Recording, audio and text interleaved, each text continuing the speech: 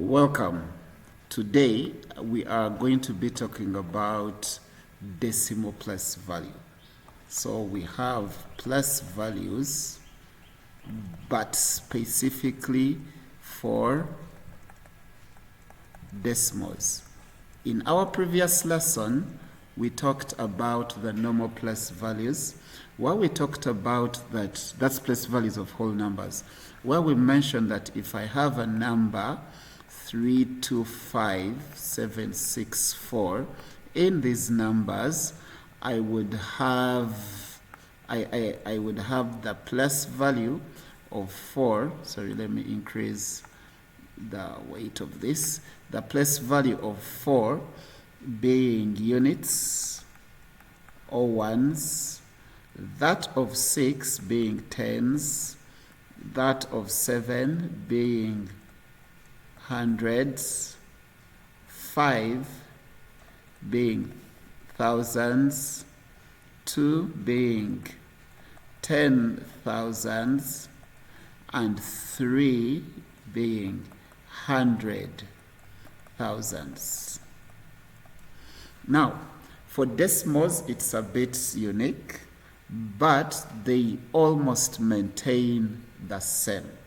So, place values for decimals. So let's imagine my number was like this: 23.741. These ones, once again, the 3 would maintain its place value of units, and the 2 will maintain its place values of tens. When we come to the 7s, when we are naming them, we start from 7 going this way.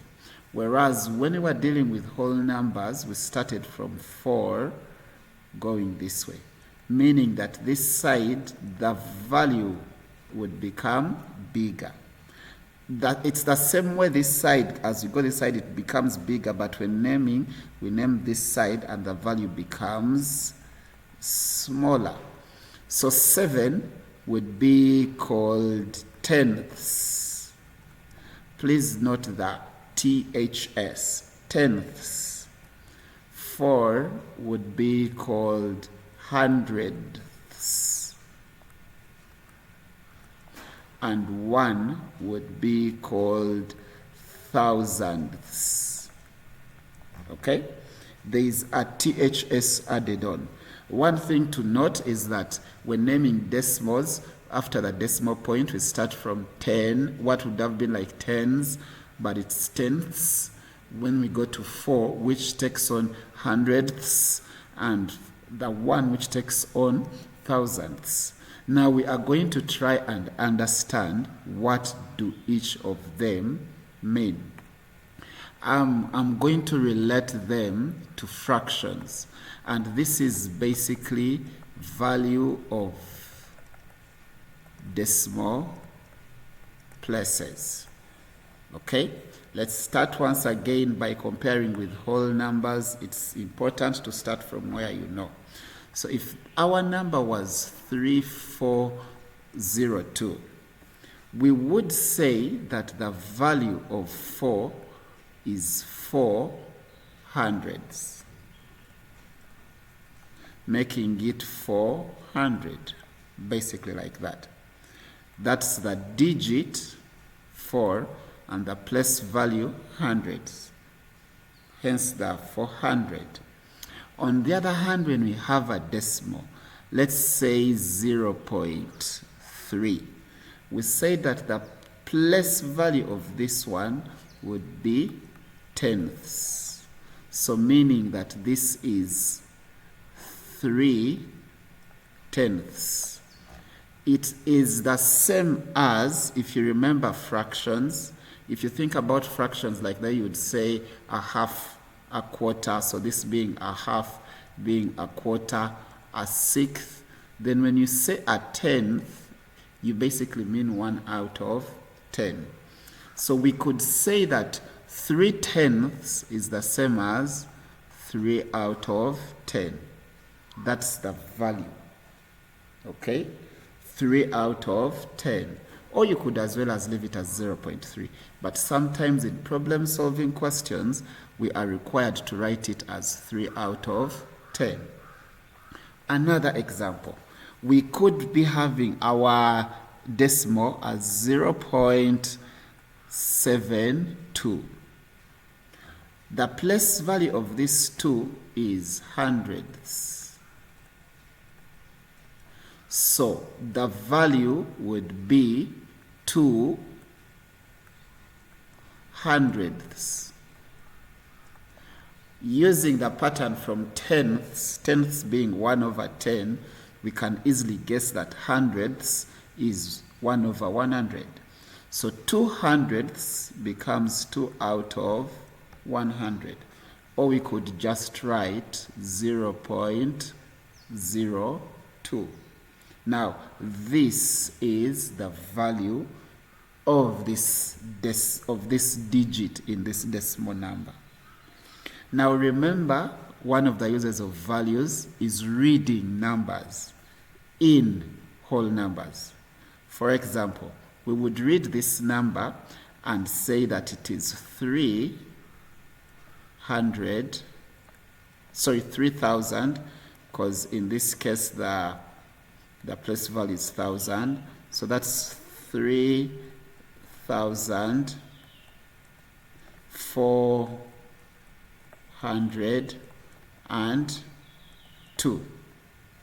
What helps me is knowing the place values. So I can actually also partition this number and write it as 3,402. When I come to this one, I use the same method. So if I have 0.72, I'm going to have, I can read it at once, because if this was a whole number and it was 70 and it was 7 and 2, I'll read at once 72. You write 70 plus 2. Whereas when we are to read this at once, we would read 72 hundredths. Basically meaning 72 over 100, which is 0.72. Though if I'm to partition it, I will write it as 0.7 plus 0.02. 7 tenths and 2 hundredths.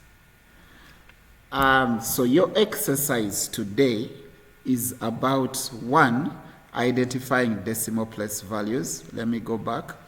After the decimal point, the first digit we start tenths, the second hundredths, the third thousandths. And then we can also we can also partition a decimal number by using the values. I want to illustrate that with another example. Let me format the background. For this one, there we go.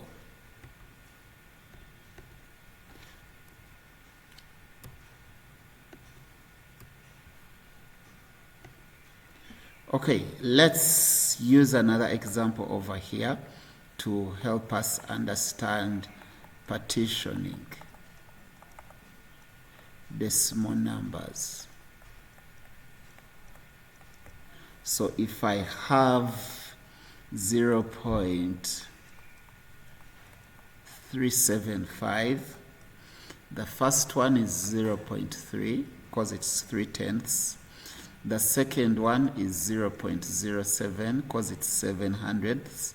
And the third one would be 0.003 because it's, 0.005 because it's 5 thousandths. Notice that the decimal places are increasing. Okay?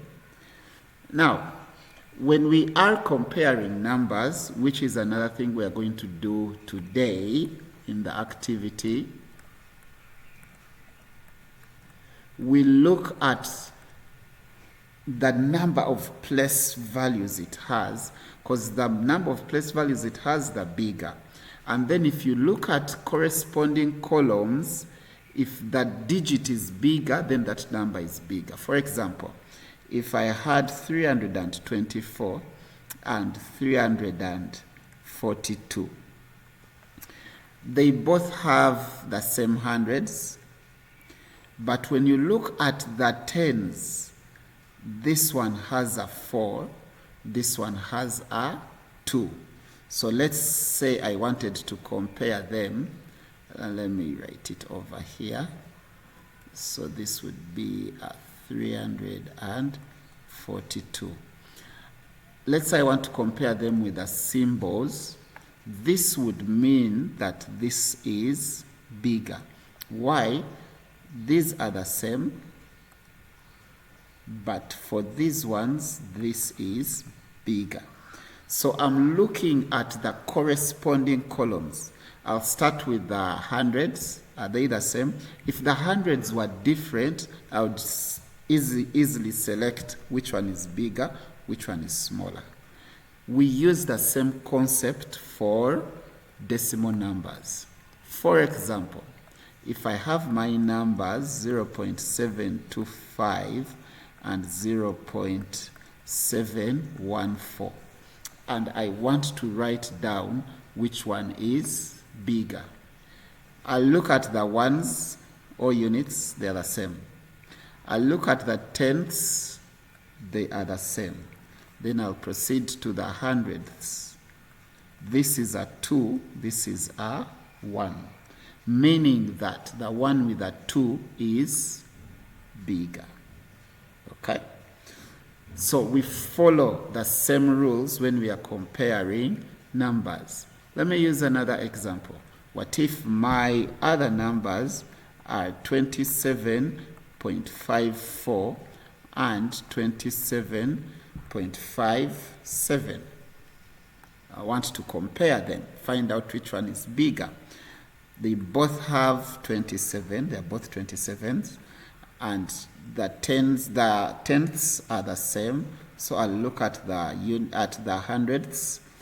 This one is bigger. So meaning that 27.57 is bigger than 27.54. Okay, so your work looks like this. You'll be writing down the place value of each underlined digit. This is an editable PowerPoint, so as soon as you click in, you should be able to type in something, okay? So first you'll be identifying the place value of the underlined digits. Then you will be partitioning each decimal, each number, I should put it that way. You'll be partitioning each number. First, some of them are mixed up with whole numbers like that. I'll give an example. When you look at this one, that you'll figure it out. Let me not spill the beans. And then thirdly, you'll be comparing the numbers, the decimal numbers, using the less than or greater than sign.